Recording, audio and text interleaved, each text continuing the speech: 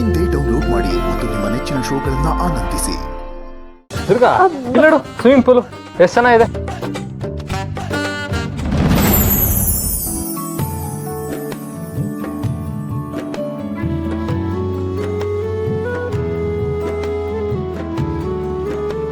ತಿರು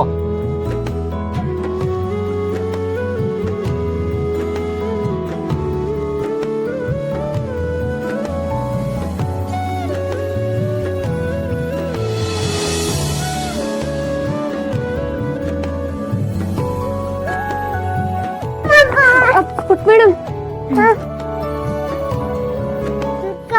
ನೀನ್ ಇಲ್ಲೇ ನೋಡ್ತಿದ್ಯಾ? ನಾನು ಒಬ್ಳೇ ಇದ್ದೆ. ನಾನು ನಿನ್ನ ಬಿಟ್ಟು ಬಂದು ನಿಂಗೆ ಬೇಜಾರಾಯ್ತಾ?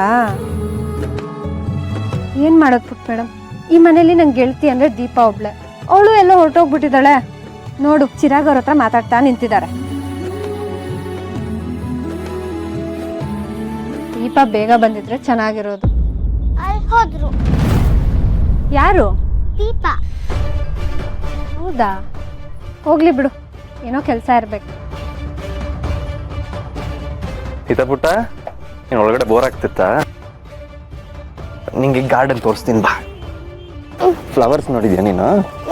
ಯಾವ್ಯಾವ ಕಲರ್ ಫ್ಲವರ್ಸ್ ನೋಡಿದ್ಯಾ?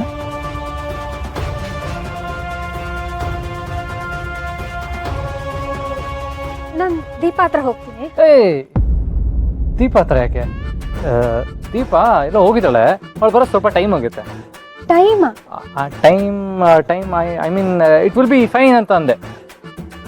ಟೀ ರೆಡಿ ಇದೆ, ಎಲ್ಲರೂ ಬೇಗ ಬನ್ನಿ. ಹಾ, ಬಂದೆ.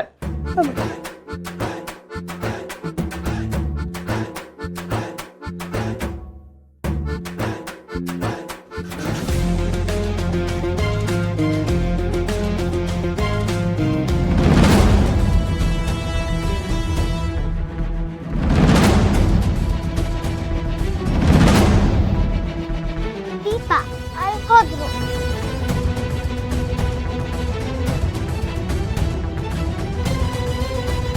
ಪುಟ್ ಮೇಡಮ್ ನೋಡಿದ್ರೆ ದೀಪಾ ಅಲ್ಲಿ ಹೋಗಿದ್ದಾಳೆ ಅಂದ್ರು. ಈಗ ನೋಡಿದ್ರೆ ಇವ್ರು ಯಾರೋ ಬರ್ತಿದಾರಲ್ಲ.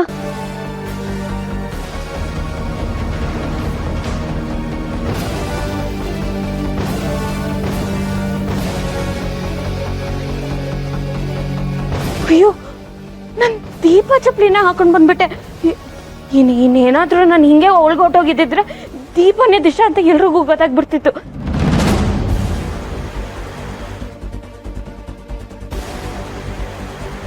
ಶಾಸ್ತ್ರಕ್ಕೆ ಇನ್ನೊಬ್ರು ಸ್ಪೆಷಲ್ ಗೆಸ್ಟ್ ಬರ್ತಾರೆ. ಹೊಸ ಮಾಡೆಲ್ ಬಂದಿದ್ದಾರೆ ಅಂತ ಹೇಳಿದ್ನಲ್ಲ, ದಿಶಾ ಅವರೇ. ಹಾಗಾದ್ರೆ ದೀಪಾ ದಿಶಾ ಇಬ್ರು ಒಬ್ರೇನಾ? ಇದನ್ ಚಿರಾಗ್ ಅವ್ರಿಗೆ ಹೇಳ್ಬೇಕು.